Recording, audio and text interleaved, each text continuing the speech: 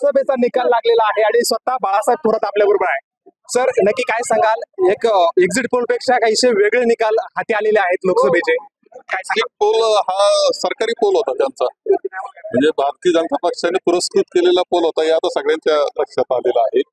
आणि जो दहशत देशामध्ये निर्माण करण्याचा प्रयत्न भारतीय जनता पक्ष करत होता त्याला उत्तर लोकांनी दिलेलं आहे की या पद्धतीनं चालणार नाही या देशामध्ये, हे सांगणारं उत्तर आहे. आणि त्याच्यातून हा आपण पाहतो प्रचंड विजय हा मिळालेला आहे.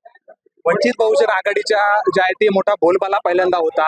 महाविकास आघाडीकडून त्यांना ऑफर देखील देण्यात आली होती, मात्र त्यांनी मान्य केली नाही. मात्र आता त्यांना भोपळा देखील फोडता आला नाही, यावरती काय सांगा? ठीक आहे, खरं म्हणजे एकत्र आलो असतो आम्ही तर आणखी चांगलं दिसलं असतं. जो कोणी समविचारी असेल त्यांनी एकत्र यावं हा आग्रह आमचा होता, तो असलाच पाहिजे. ही लोकशाही वाचवण्याकरता, ही राज्यघटना वाचवण्याकरता आणि अजूनही पुढच्या काळात हा विचार घेऊनच आम्ही गेलं पाहिजे की आम्हाला ही लोकशाही आणि राज्यघटना वाचवायची. राहुल गांधी यांना पप्पू म्हणून हिणवलं. स्वतः मोदी साहेबांनी देखील त्यांच्या जाहीर सभेतून त्यांच्यावरती ताशेरे ओढले.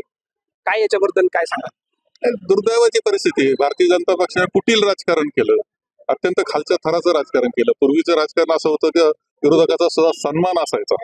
आपण पाहिलं असेल की अनेक राजीवजींच्या काळामध्ये अटलजींचा सन्मान होता, त्यांना डेलिगेशनचं प्रमुख करण्यात आलं होतं, त्यांच्या आजारा उपचार करता राजीव गांधींनी पाठवलं होतं. ही जी खरं राजकारण असतं, दुर्दैवानं 14 सालानंतर हे राजकारण संपलं, व्यक्तिद्वेषाचं राजकारण आलं आणि कसं करून सत्तेवर राहायचं एवढा उद्देश ठेवून वागण्याची पद्धत आली. परंतु त्याचं उत्तर आता मात्र मिळालेलं जनतेने दिलं. सर, आम्ही तुम्हाला प्रदेशाध्यक्ष असताना पाहिलं, अनेक अडचणी आल्या होत्या, जेलमध्ये टाकत होते, कोणावर ईडी लादली जात होती. तुमच्या मनात असं कधी वाटलं नाही की आता काँग्रेस आपण देखील सोडावे, असा कधी मनात तुमचा विचार आला होता? नाही, मी तसा विचार करू शकत नाही. कायम काँग्रेसच्या विचारावर, विशेषतः जी काँग्रेसची तत्वप्रणाली आहे, विचारधारा आहे, त्या विचारधारेबरोबर आहे मी. म्हणजे विचारधारा ती पुरोगामी विचारधारा जी आहे त्या विचारधारेच आहे. काँग्रेस ती विचारधारा पाळते म्हणून काँग्रेस बरोबर आम्ही आहोत. विचारधारेशी निगडीत असल्यामुळे असं मनात येण्याचं काही कारण नाही. सगळे लोकशाहीचे प्रेक्षक तुम्हाला बघतायत, नक्की काय सगळ्यांना सांगा? नाही, मी पाहिलंय की आता एकंदर देशानं खूप चांगला कौल हा दिलेला आहे. दहशतीनं राजकारण चालणार नाही सांगितलं. तुम्ही इथे सुद्धा जर पाहिलं असेल, दक्षिण नगर मध्ये निर्णय दिला सुजय विखेंना पराभूत व्हावं लागलं. याला कारण सुद्धा आहे की सुजय विखे तरुण होते, कदाचित काही चुकलं असेल तर ते समजू शकतो.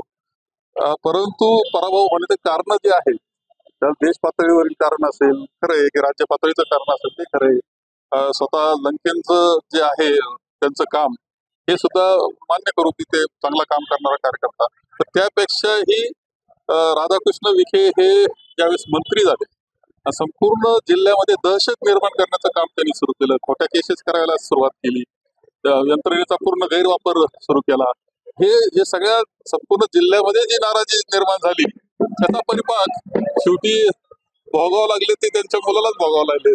ते चुकीच्या पद्धतीनं राजकारण जनतेला मान्य नाही नगर जिल्ह्यात, हे सुद्धा जनतेने सिद्ध केलंय. काय वाटतं, काहीशी आकडेवारी कमी आहे, काँग्रेस सत्तेत येईल केंद्रात, काय वाटतं आपल्याला? ठीक आहे, आमचे आता ते सगळे बसतील. मला तर वाटतं की पंतप्रधान हा आमचा इंडियाचा होईल. जर तुम्हाला केंद्रात जायची संधी मिळाली तर मग पाहू, परिस्थिती निरूप पाहू. लोकशाही मराठी ऐका, पहा, जागरूक रहा.